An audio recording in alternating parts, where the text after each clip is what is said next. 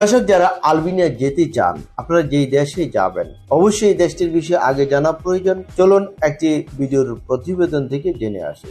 Albania দক্ষিণ পূর্ব ইউরোপের Balkan উপদ্বীপের উত্তর পশ্চিম প্রান্তে অবস্থিত একটি রাষ্ট্র। দেশটি পশ্চিম দিক থেকে আদ্রিয়াটিক সাগর এবং দক্ষিণ পশ্চিমে আয়োনীয় সাগর দ্বারা পরিবেষ্টিত।